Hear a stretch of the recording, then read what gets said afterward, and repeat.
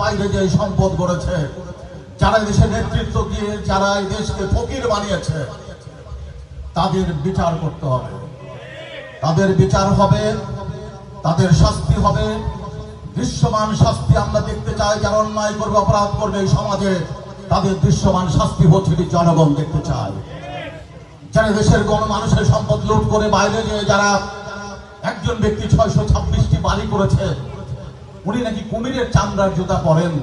আমার দেশের মানুষের পায়ের নিচে হয়ে যায় খালি পায়ে হাঁটতে হাঁটতে, আর আমাদের নেতারা কুমিরের চামড়ার জুতা পরেন। লজ্জা হওয়া উচিত সব নেতৃত্বে। আমরা এইসব নেতৃত্বকে ঘৃণা করি, এইসব নেতৃত্বের প্রতি আমরা ঘৃণা ছুড়ে দেই।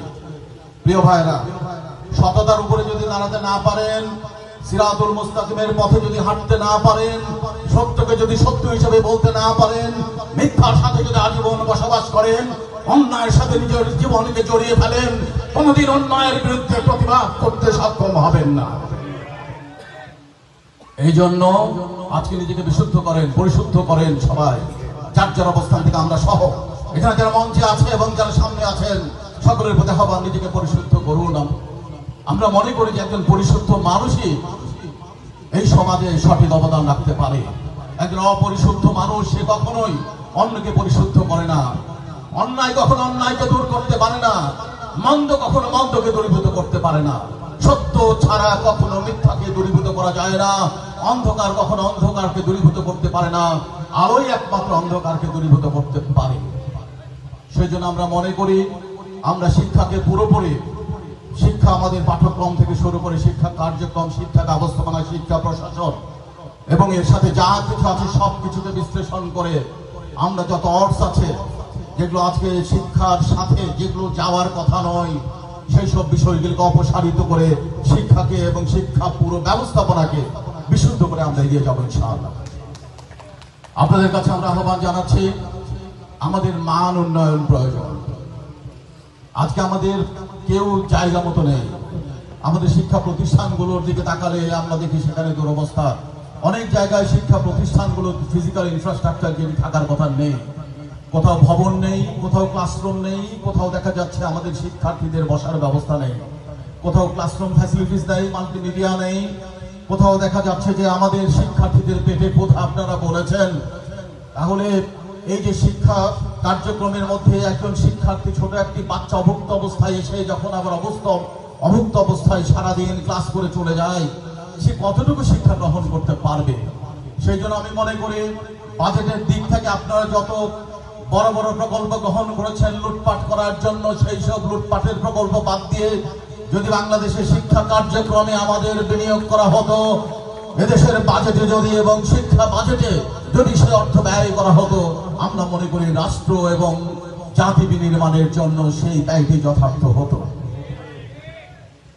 আপনি কর্ণফুলী টানেল করেছেন, প্রতিদিন আমরা 40 লক্ষ টাকা ভর্তুকি দেই।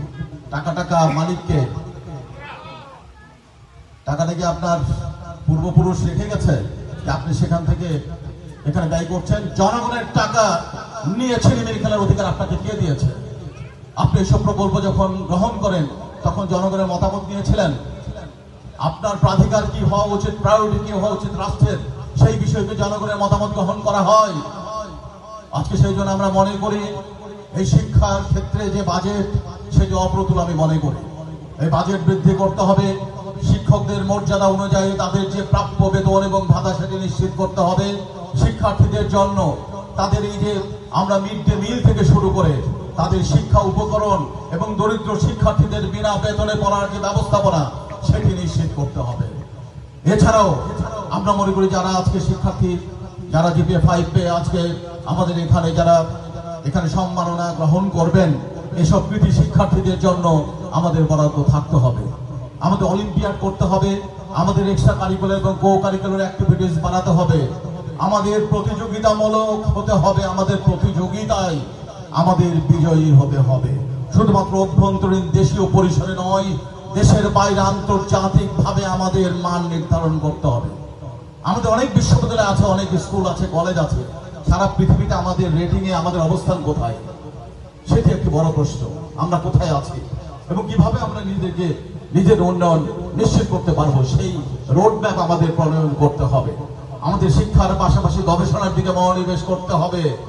আজকে আমাদের শিক্ষক মন্ডলী যারা আছেন এবং শিক্ষার্থী, তারা যাতে পুরো তাদের ক্লাসরুমের বাইরেও